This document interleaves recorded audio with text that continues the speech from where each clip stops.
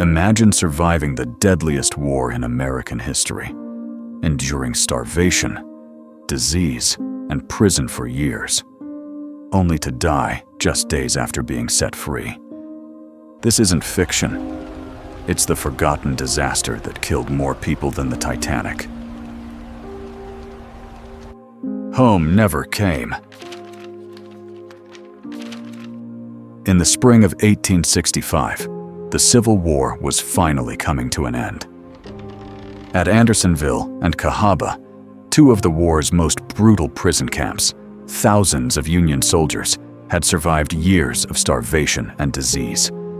Now, at last, they were free.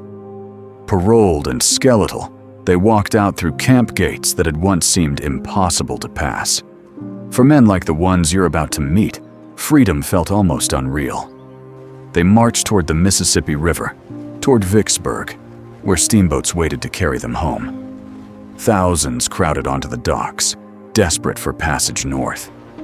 But behind the relief was a quieter, darker incentive. The U.S. government was paying steamboat companies by the head for every paroled soldier they transported. More soldiers on board meant more money, and that arithmetic would prove deadly. The Steamboat Sultana was built to carry 376 passengers. It was never meant for what came next. Below decks, the ship's engineer discovered a serious problem: a cracked boiler plate, weakened and bulging under pressure. It needed to be replaced entirely. But replacing it meant delay, and delay meant lost profit. So instead of a full repair, workers welded on a thin patch, a temporary fix for a problem that needed a permanent solution.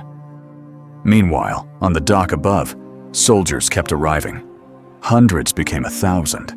1,000 became more than 2,000, over 6 times the ship's legal capacity. The deck sagged under their weight. Men stood shoulder to shoulder, sat wherever there was space, grateful simply to be heading home, unaware of what waited just beneath their feet. As night fell, the Sultana pushed north against the flooded, swollen currents of the Mississippi.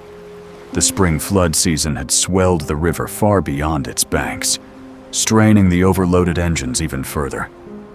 Among the passengers were civilians, too. Families traveling home, ordinary people swept into an extraordinary risk without knowing it. Below decks, the patched boiler strained under the added weight.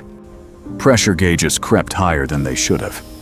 On the crowded deck above, exhausted soldiers found what rest they could, sharing what little food remained, trading quiet stories of home, looking up at a sky some of them had not seen freely in over a year.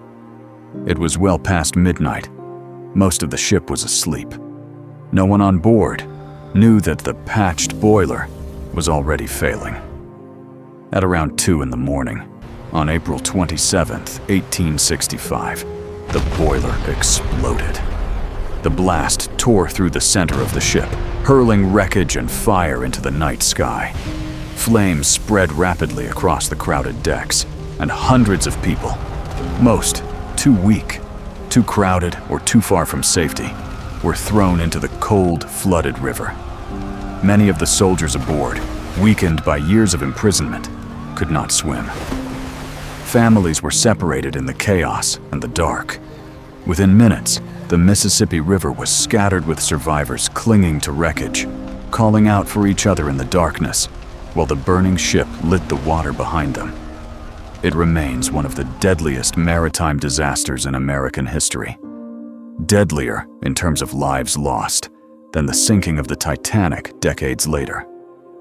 At dawn, townspeople from Memphis rowed out into the river, pulling exhausted survivors from the water, wrapping them in blankets, carrying them to shore.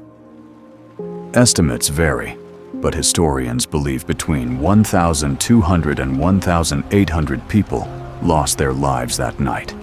Soldiers who had already survived the worst of the war, only to die within sight of home. And yet, the tragedy barely made the news. Just 12 days earlier, President Lincoln had been assassinated. The manhunt for John Wilkes Booth had ended only the day before the Sultana exploded, and newspapers were consumed by that story instead. The Sultana disaster was pushed to the back pages and largely forgotten by history ever since.